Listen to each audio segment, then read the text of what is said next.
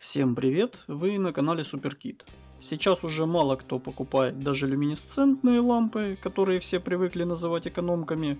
Я уже не говорю про лампы с вольфрамовой нитью накала. Все эти виды вытеснили светодиодные лампы.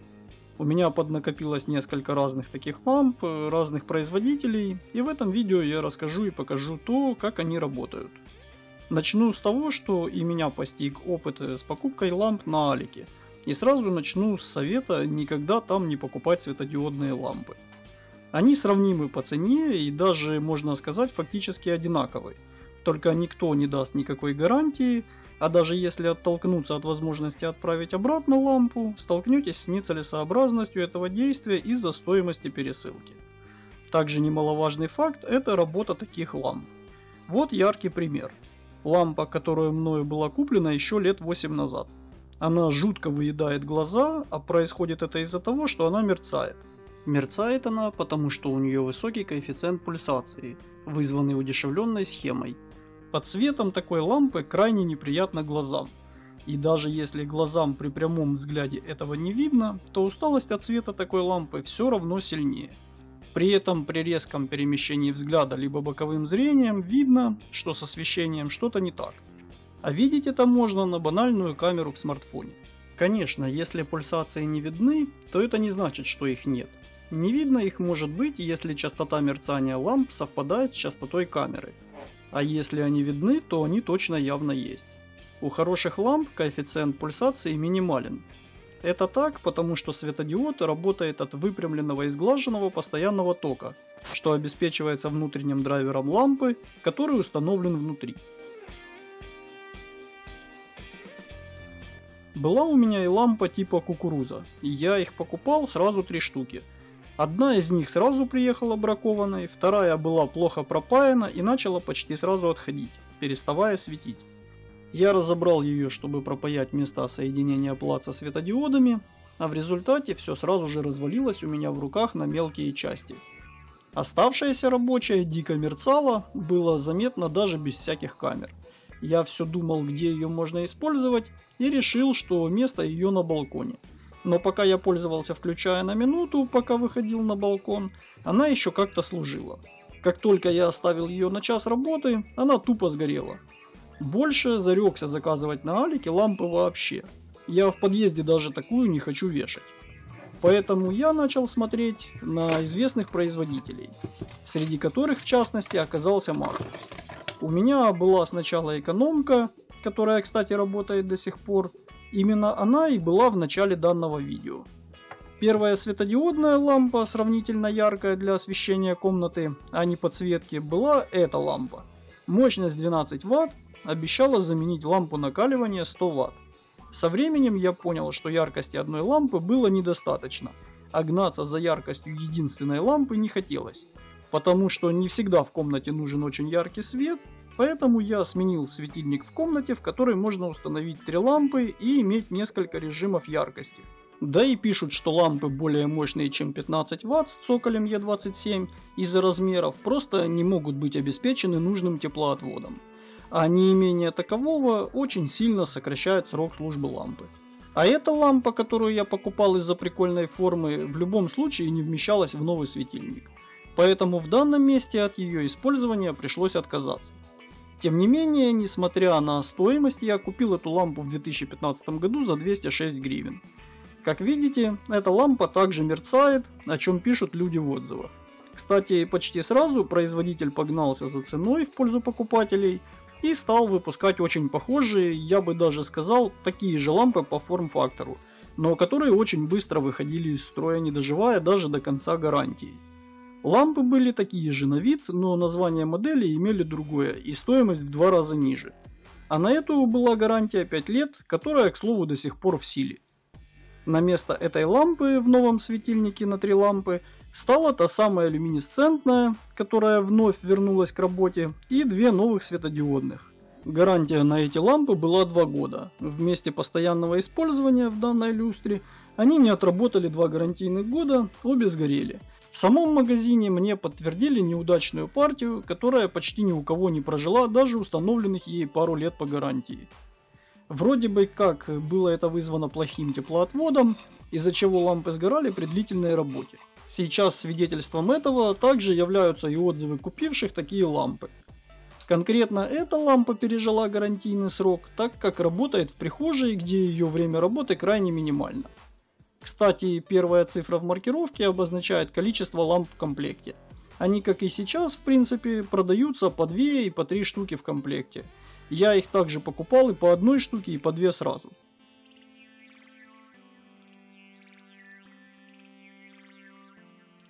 После этого я их заменил на такой вариант. Заявлено потребление 15 Вт, а как выяснилось на деле 16 Вт. И цветом 3000 градусов.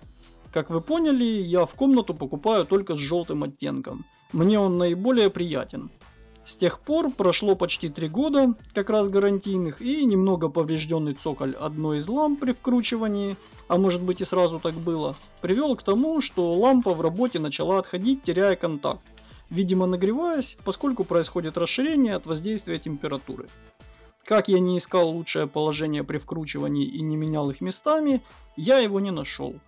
И пришел к выводу, что нужно заменить ту лампу, а с ней и люминесцентную, которая, как выяснилось, имеет заметный коэффициент пульсации.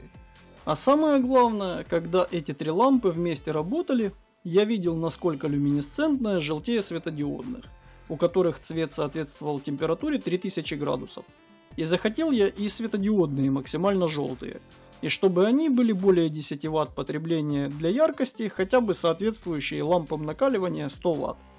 Отсеяв в магазине через фильтр по моему запросу, мне выдало очень мало вариантов, и мой взгляд пал на лампу Osram с цветом света 2700 градусов.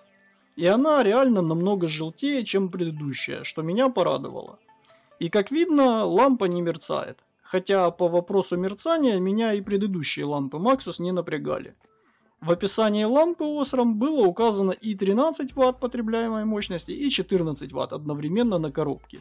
Ради интереса посмотрим, сколько она потребляет. У всех светодиодных и люминесцентных ламп может наблюдаться падение яркости со временем.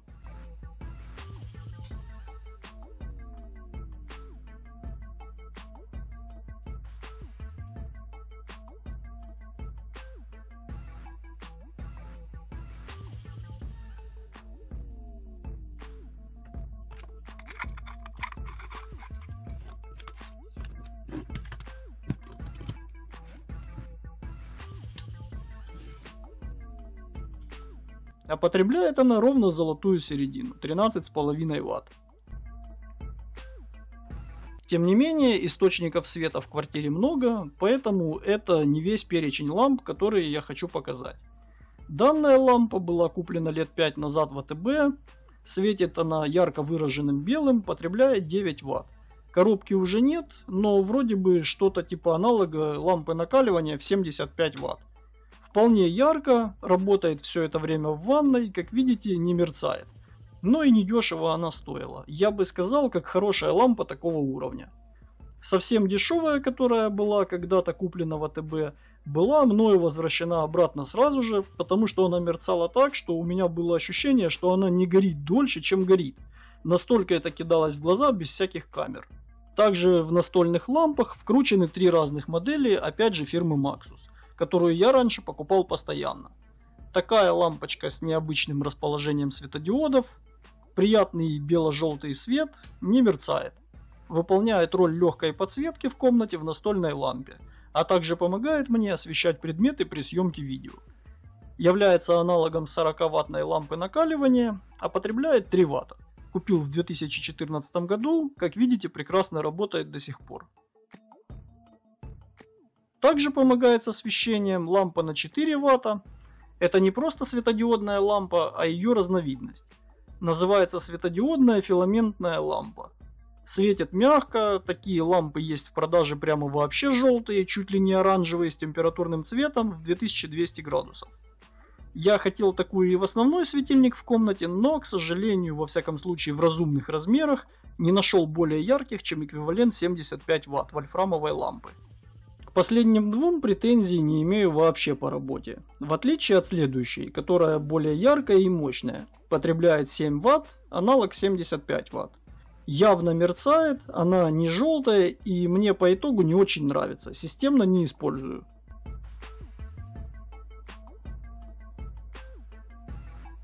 Такую вот эволюцию в лампах прошел я за последние лет 7-8. Надеюсь, было интересно и кому-нибудь поможет в выборе освещения. Сегодняшние светильники, которые уже идут по сути как лампы, мне не нравятся.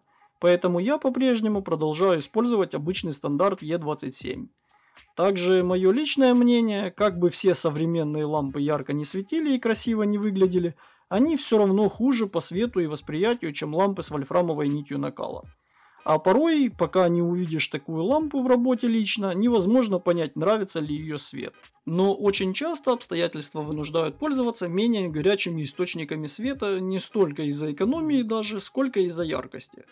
Вот мой плафон предполагает 3 лампы накаливания по 60 Вт каждая. Так указано в инструкции. Да и не только в этом светильнике я встречал такое ограничение. А это очень мало с точки зрения яркости. Даже 3 лампы по 100 Вт я не могу туда вкрутить из-за этого. Это при том, что нужно учесть, что плафон, несмотря на пользу в рассеивании света, 25-30% яркости точно. То есть, вкрутив 3 лампы по 100 Вт в такой светильник из-под плафона, яркость будет такая, как будто использую лишь 2 лампы.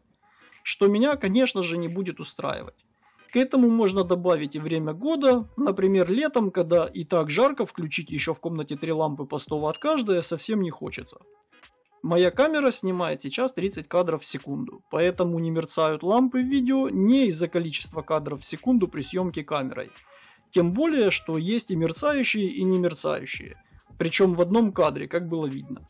Это связано с тем, что мерцающие лампы фигня. Ссылки на полезности в описании. Оценивайте видео, подписывайтесь на канал. Обязательно будут еще видео о разных девайсах. Если есть вопросы, можете задавать их в комментариях, постараюсь ответить на них. Всем спасибо и до новых встреч.